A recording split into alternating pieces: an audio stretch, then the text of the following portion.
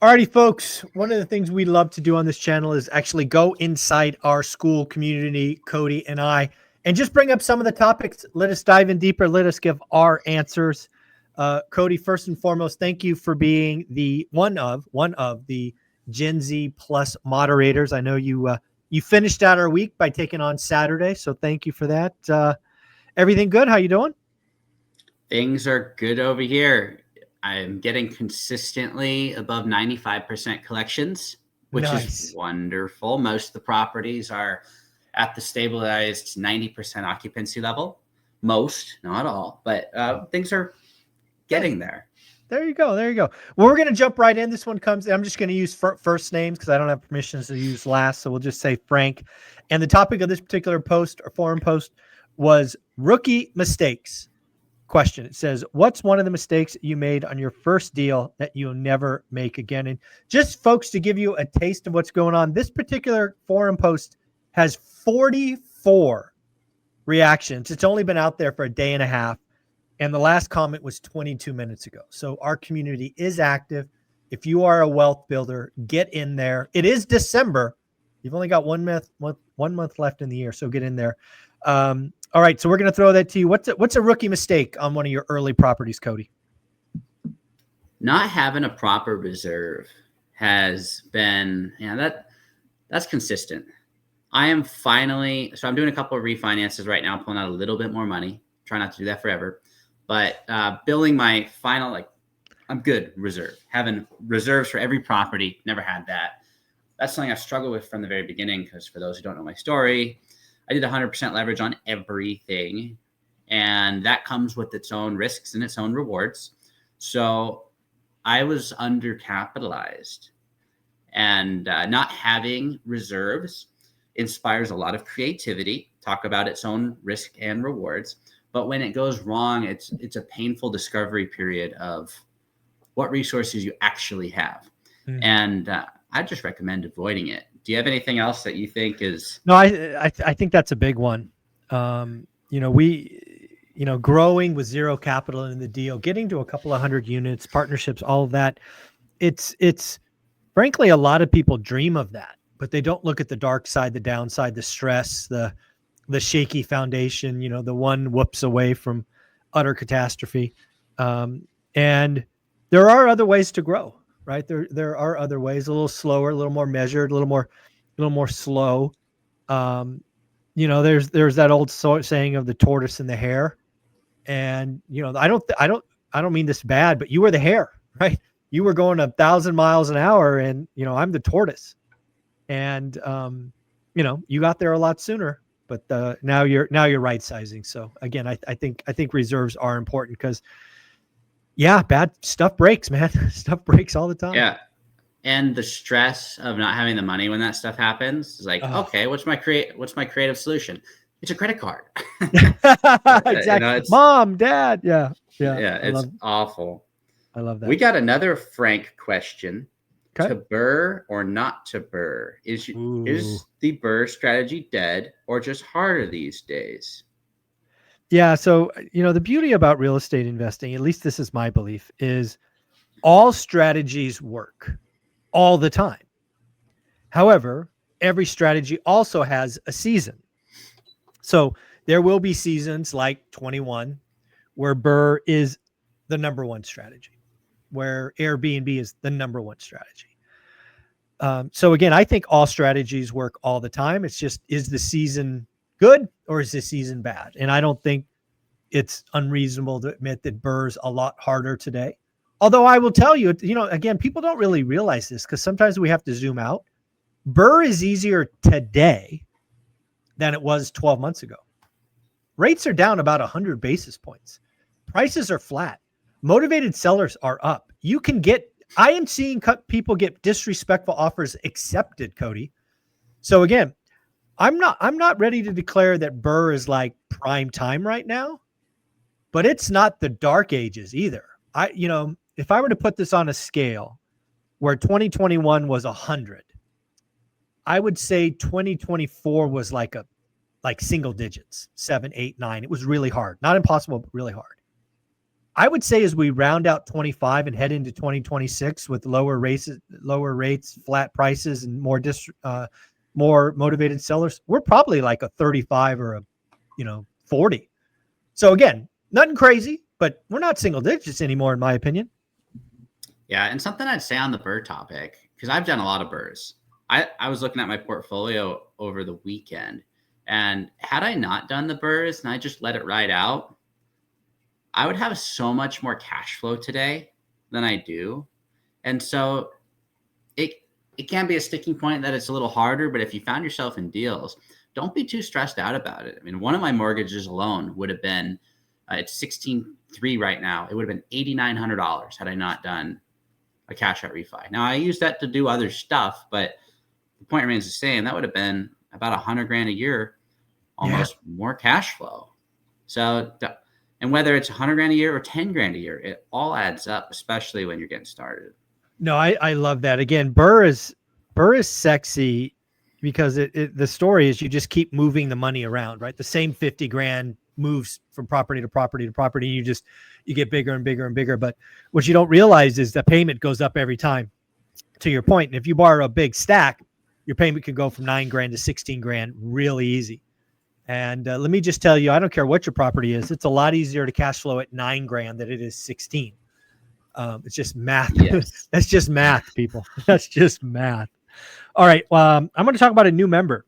And again, one of the things that I love about our community is we get investors of all kinds. Again, a lot of people hear one rental at a time, everyday wealth builder, and they think we only cater to new investors, right? Who have 0 or maybe 1. And I want to shout out Gus. Gus is a new member of the community. He came out and without stealing his thunder, he's got 73 doors, 7 units, 6 units, 5 units, triplexes, duplexes, singles, mobile homes. He owns some land. And again, he's new to the community, been in there a couple of days. This is what I love about one rental at a time is we are attracting people going the same direction. I can confidently say that. And we have people at different places and different rates of speed. Again, Gus joined. It's got 73 units, clearly doesn't have to be here, but he wants to be here. He obviously wants to share and give back, but also he wants to be around other people going the same direction. You guys don't understand how important it is to be in a community with people going the same direction. We talk different. We think different. We're motivated differently. We have different stories, different pain points. And if you want to be in the game, you're frankly an idiot for not joining at 67 pennies a day. So I want to shout out Gus. I want to thank Gus. I want to implore Gus to be active and share his depth of experience, because whatever he gives, he will get back 3, 4, 5x. But shout out Gus for joining. Yeah, over 70 doors is pretty freaking sweet too. Yeah. Not a bad day. Not a bad day. Yep. Someone put balancing act question. How do you balance your W-2, your marriage, and real estate investing? Which I think you'd be a fit person to address, seeing as you did that. Again, I wish I had a great answer. I wish I had the magic recipe. I don't. What I could tell you, again, in my experience, is something has to give. Demanding job. I had a job that took me all over the world. I did 1 million miles on airplanes and hated every one of them. I was married, raising a daughter, building a portfolio, trying to stay healthy, trying to keep, just keep everything going. And something had to give. And, you have to find what your non-negotiables were. One of the things that really worked for us when it really got chaotic, some people today might call it a date night, but it was for us, it was a family night. And I think I've talked about it a bunch, but you don't realize how important it was. I would try to be home Friday every time, and we would do a family sushi. That was just our thing. That was our one time a week where we could be together. Because literally, folks, I could be in Chile, Germany, Australia in a week. I mean, it was just a horrible life. And if I could get home by Friday, get into San Francisco airport, all just totally jet lagged and effed up, but I could have a couple, 90 minutes, 2 hours with my daughter and wife. And sure, we talk about the trip, but we would catch up. So find a way to, never stop dating your spouse. For us, that sushi dinner was at least for me, I'll ask Olivia, but that was a lifesaver. We still talk about it. So, that's something you have to do, but don't beat yourself up. You just, damn, the 24-hour limitation, you only have so much you can give. And sometimes stuff's going to fall through. Yeah. Well, you created consistency with that. So that's important. Absolutely.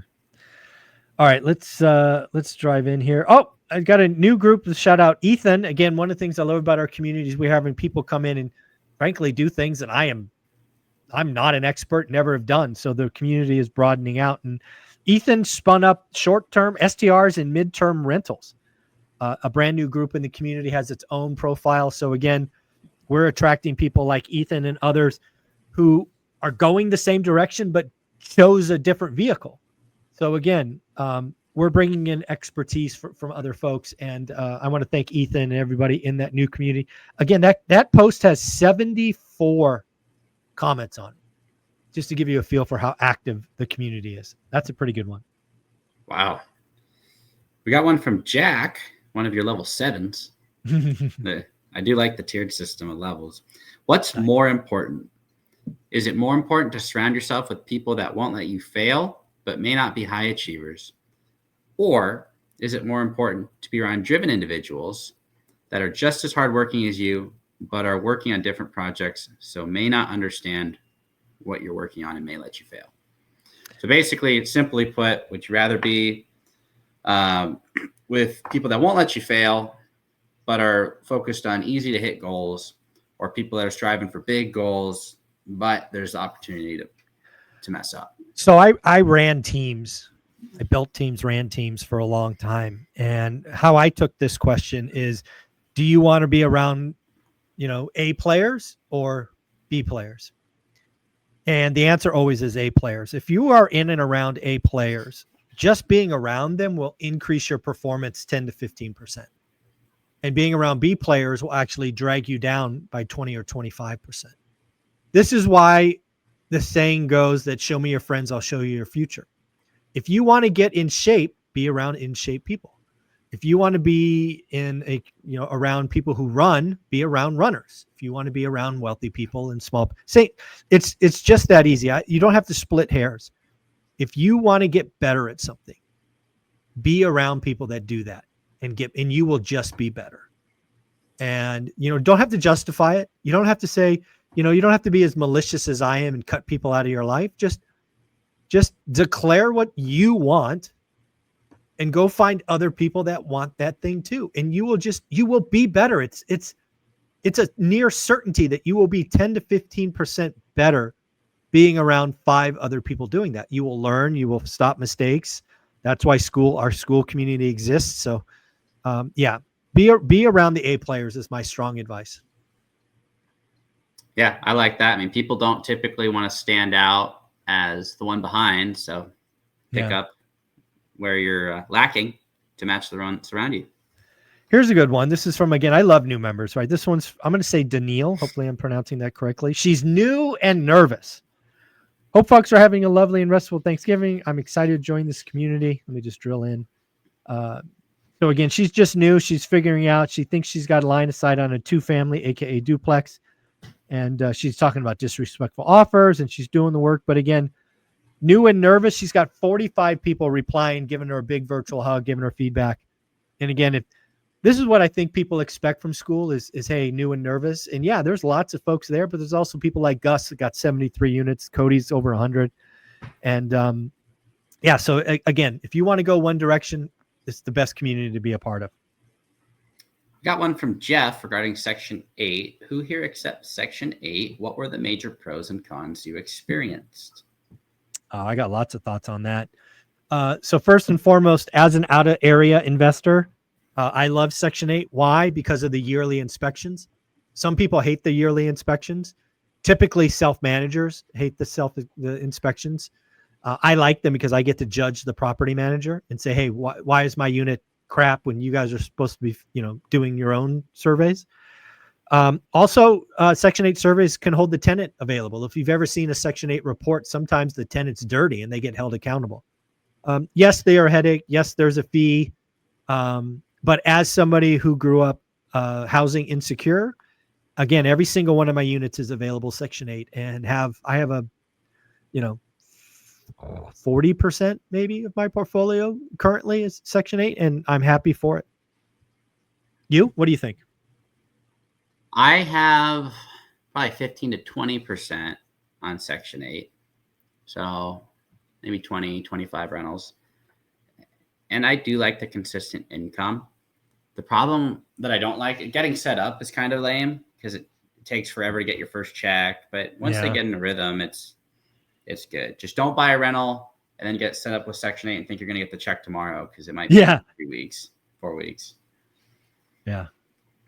Very cool. What do you got? We got one or two more? Yeah. So let's see. I'll find another one. That was a Section 8 one. There's so many. And the thing I do like, I notice all the welcome ones that you've been mentioning have like 45, 50 comments. Some have 70 comments. The specialized ones like the Section 8, it had 3, and some of the more specialized ones where we don't have as many people, it's very intentional comments. It's not just a bunch of people who don't know what they're doing that are responding. It's the ones who actually have done it. All right. I do have one. Anyone using AI in their real estate investing workflow? Yeah, I am certainly not using AI. I should be using it more. I know that some of the applications out there, like Hemlane, have really started to adopt AI and use it in there. I would say if you are running your own ads, you should definitely use AI. It help. Anything writing helps. Although you do need to double check it, because AI sometimes will write things that are against the rules, if you know what I mean. So don't get hurt that way. But yeah, I mean, where AI is going to get interesting, I think, in real estate investing is actually on the deal analysis side. Right. Today, there are lots of Excel templates and things that you could download. I think it's going to be really fun to watch AI kind of because again, if you think about all the data sets out there, like you think about PropStream, right? All the data stores that PropStream has. And then you think about Retometer and all the localized rent information. And then you think about Redfin and just all the data stores out there. It's going to be really fun when AI gets to the point that, and it probably won't take very long, maybe a year, maybe 2 year and a half, where it's going to start to say, hey, Cleveland, zip code, blah, blah, blah, highest yield, Huntsville, Alabama, second place. So, it's going to be fun to see where AI goes, but yeah, I'm not using it a bunch. How about you? I use it to put together, like, basically it'll put all my thoughts on a piece of paper. Yeah. That's what I do. So I do the talk to text thing, and that's been very helpful for me, because if you can't put it into words very simply, it means you don't fully understand it. And so in the past, I've tried to write stuff down and get it to a point where I can really understand it and make it simple. With the talk to text, I put all my thoughts out there and it simplifies it, and then I can edit it. Now, I still have to think through it. You don't want to get rid of the ability to think through things, but having it put into a different perspective from AI is very helpful for me. Love that. I want to shout out Jason Pritchard. Don't usually do last names, but he won't mind that. He was a part of our school community. He's one of my Mount Rushmore of investors. And during our conversation about how to use PropStream or Property Radar, he talked about a door knocking script. Again, he is somebody who goes direct to seller. He has a team of door knockers, and he talked about the script that the community said yes. And Jason gave it to us. So it's actually in our community. Just look up the forum post door knocking script, and it's right there. Again, something that took Jason years to put together. He gave our community for free. So pretty cool. That free value. Yep. Very cool. Let's do one more together. Yeah. One each. Yeah. So I got one from Jeff, and this, you've shared some online. I'm curious if you have any others. DSCR lenders. Yeah. What DSCR lenders have you borrowed from? I'm getting a loan right now, and I've gotten one in the past from them too, coast to coast mortgage. They refinanced a triplex of mine, and they're refinancing another triplex I own right now. They've been pretty good. Yeah. I think in my community, we typically talk about 3 DSCR lenders. Obviously, Convoy Home Loans, Velocity Mortgage, and Lending One are all 3. I've used all 3 of those, right? The only way to get on my channel and talk is I've used you. They all kind of supply different things for me. Lending One was awesome for a portfolio loan. What is a portfolio loan? They took 5 assets, did 5 appraisals, created 1 loan. Certainly not for everyone in all situations, but I had a collection of properties that frankly are going to be my daughters when we die. So we had no problem putting them together. They're our best assets and we're going to own those forever. So again, that made total sense. We were okay with that because it's hard to break a portfolio. Like if you put one in there and then you have to sell it, it's a mess. It's a headache. But again, if you go in prepared with knowledge, portfolio loan makes sense. Lending One was awesome. Velocity Mortgage, kind of a great plan B lender. I use them. I actually use them for my commercial properties. Again, for a lot of folks, commercial loans are variable, 3, 5, 7, 10. During the depths of the COVID recession, I was getting 30-year money on apartments. And I have debt sub 4% on apartments, 30-year fixed. That's unheard of. But Velocity Mortgage was there for me. Again, 18 units, 10 units, 30-year money is awesome. And then I used Convoy. I'm actually talking to them on Thursday about 2 little properties. More on that later. So I don't want to steal from that video, but I'm doing a cash out refi on one of 2 assets, and then I will pay off the other one. All right. So there's nice. They're both owned by the same credit union. They were both bought during the GFC. I thought both loans were 30-year fixed. It turns out only one of them is 30-year fixed. The other was fixed for 10 years. But both of the loan balances are relatively small. We're going to talk on Thursday about each one because they have different interest rates because they're different types. One is mixed use, one's a duplex. Mm-hmm. And I will basically do a cash out refi in one and take the excess and pay off the other. So my debt doesn't change. My payment will likely go down actually, and I'll have an asset free and clear. So I've used all 3 of those players, but there are plenty of others. What you have to watch for DSCR lenders is they typically are good at one thing, but they try to do things, all people. Like the one that scares me, frankly, is Rocket Mortgage. I don't know if you guys saw this, but Rocket Mortgage just entered the DSCR game. And if you don't know who they are, they're the call center that does, a gazillion conventional loans. And DSCR loans are very different. So I'm nervous about them making claims that maybe don't come through. But again, I have no practical experience. It's just, long-term experience goes, it's very conventional loans and DSCR are very different. So it'll be interesting to watch them grow in that market. What about you? Time shall tell. Yeah, for sure. And one thing that I had an issue with, I did a DSCR loan years ago, something I didn't look out for. They did a 5-year prepay at 5%. Ooh, so it's 5. Yeah. Oh, 5. Oh, yuck. That's not good. What a bummer. Yeah. What a bummer. Yeah. Usually they're 5, 4, 3, 2, 1, but yeah, 5. Ooh, not good. Yeah, and I'm at 8. That's not a triplex. I'm at 8.625%, and I was like, that's just. I wish I would have mean. read that. That was that was 2 years ago. So I was just happy to get the money. Yeah, but I should have read the fine print on that one. It's just learning lessons, right? Learning lessons, yeah. Well, we'll close on this one again. Kenya, thank you, Kenya, for posting this.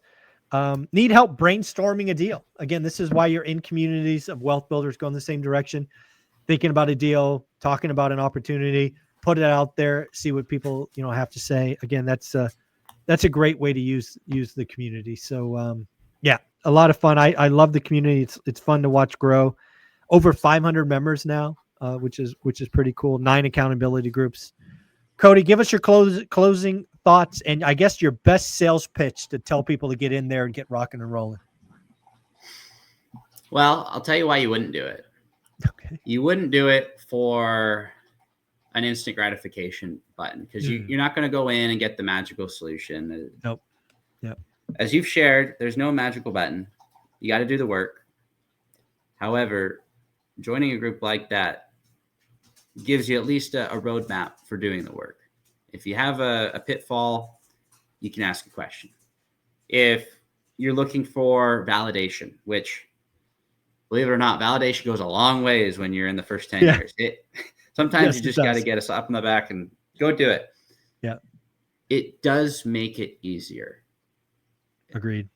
That's all it Yeah. takes. I mean, you got to do the work, but getting a little bit of reassurance, getting validation, and having access to the daily calls. I don't go to all the daily calls, but No, I mean, nobody could, I don't think. no, but having access to them, you get to pick and choose who you like, who you don't.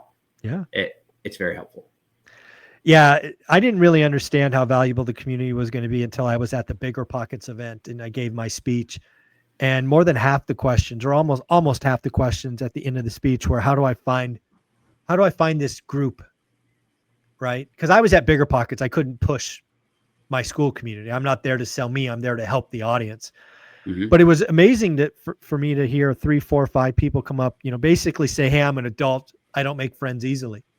How can I get in these rooms with these communities?" And there is no better place than our school community. In-person event coming up where you're going to keynote day 1, speech 1, opening session. I can't wait for that. That's going to be so much fun. Cody, where can people find you? Cody Davis Business Adventures on YouTube, posted multiple times a week on a schedule at your recommendation, and it has been helping.